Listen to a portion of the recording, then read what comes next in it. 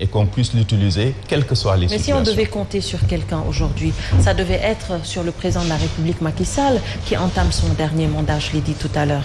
Absolument. Ça aurait été une grande chance en fait, 2024 devrait être une année charnière pour le Sénégal, en tout cas pour la vie politique sénégalaise.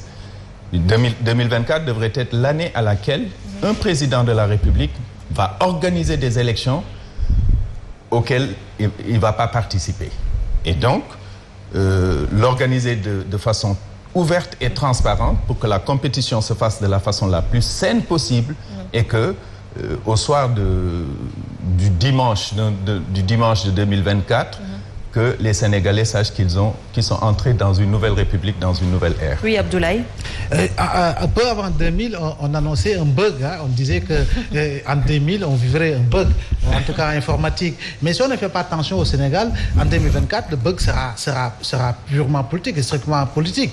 Parce qu'en réalité, il y a beaucoup d'interprétations liées justement à l'application des lois, ce qui est dommage. C'est pourquoi moi j'ai l'habitude de dire que la majorité des hommes politiques au Sénégal sont très en retard. Parce qu'au Sénégal, on vote depuis 1871. Et quand on regarde un tout petit peu, comment dire, le texte, j'allais dire la charte fondamentale de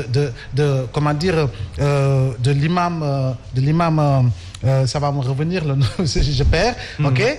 Donc, Thierno Souleymane Baal, avec sa révolution, quand on regarde véritablement sa charte fondamentale et qu'on fasse le parallélisme des formes avec justement la pratique politicienne au Sénégal depuis 1960, on se dit que nos hommes politiques sont très en retard. Parce que en 1776, bon Dieu, avec un texte aussi complet, et nous, on n'arrive pas, après 61 ans d'indépendance, à pouvoir véritablement construire des consensus forts pour avoir des textes assez stables, avoir des institutions fortes. Fort heureusement, M. Théodore Monteil, honorable député, ne fait pas partie des députés, je ne dis pas des députés, mais des députés justement du peuple, parce qu'en réalité, même l'Assemblée nationale qui est chargée aujourd'hui de voter les lois, devrait pouvoir aujourd'hui, pas au nom du terrorisme, de la partisanerie, parce qu'en réalité, ce qu'on a voté sur le code électoral, sur le code, le code pénal, le véritable terrorisme au Sénégal, c'est le terrorisme de la partisanerie.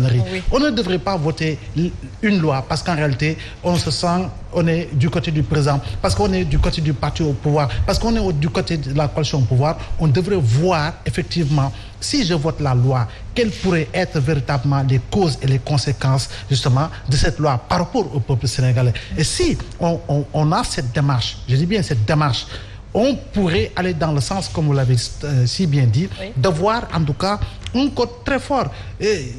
Les États-Unis, c'est depuis quand ils ont leur constitution? Combien de fois on y a touché? En Angleterre, on parle de l'existence d'une constitution non écrite. Il y a des monarchies qui sont beaucoup plus républicaines que certaines républiques qui se prétendent telles en théorie.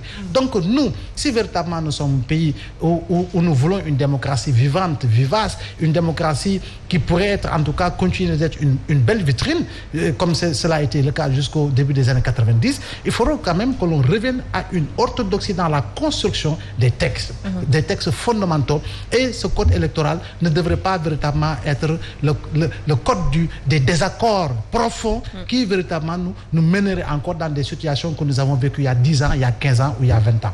Alors, on a déjà eu des acquis.